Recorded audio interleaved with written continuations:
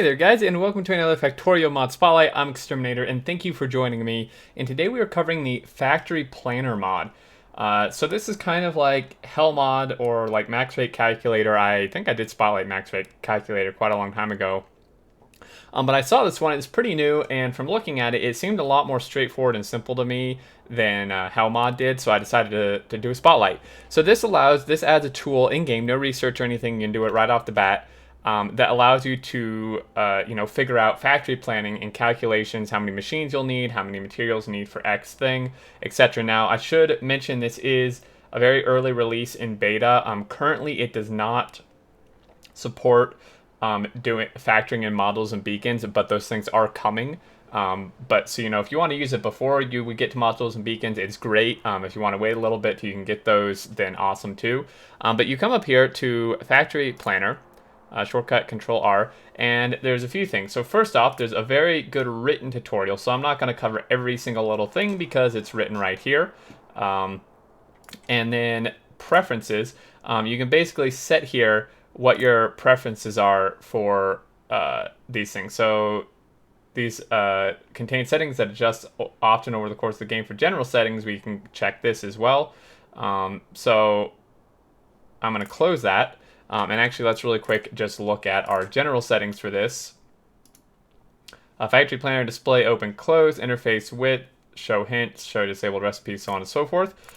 So we open this, and there's a few things that you can do here. So I've done a few tests. Basically, what you do is you create these sub-factories, kind of for like each type of thing you want to make. It mentions it in the tutorial, kind of gives hints. So basically, it says for items with a large amount of intermediate products, your collection of recipes can get super messy. So to deal with it, you create multiple floors with different recipes on each one, which is what these like sub-factories are, right?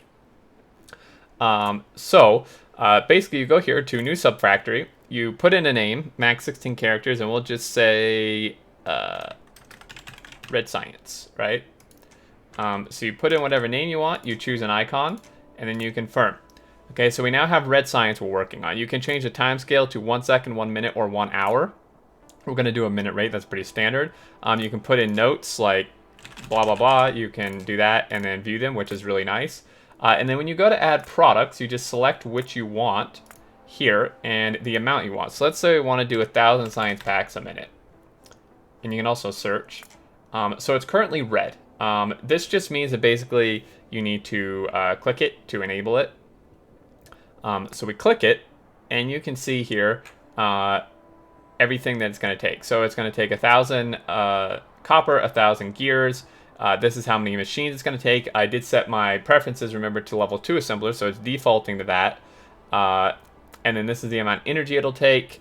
And the percent, I haven't quite figured out yet. If I bump it up, it increases the machines and then messes this up. I think 100% is usually going to be like what you would want. So this one's like super straightforward, right?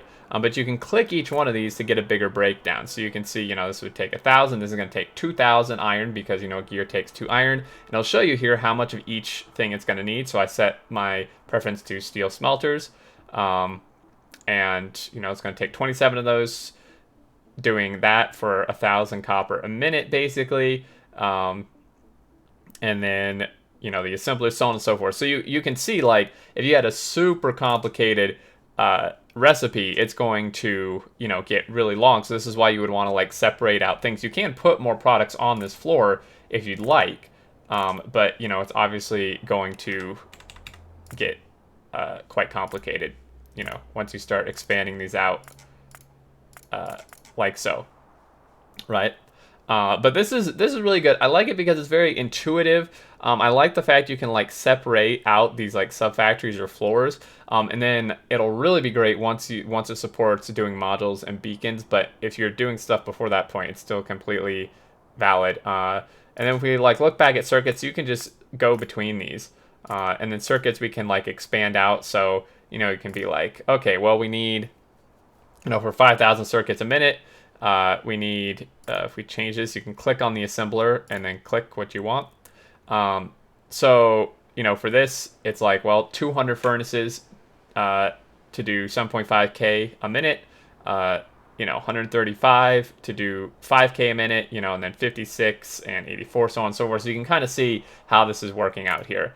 And then you can like mess with these two. You can click on them to add different recipes. So this would like support mods, and this is compatible with multiplayer, but you won't be able to see each other's planning, but you can still use it in multiplayer.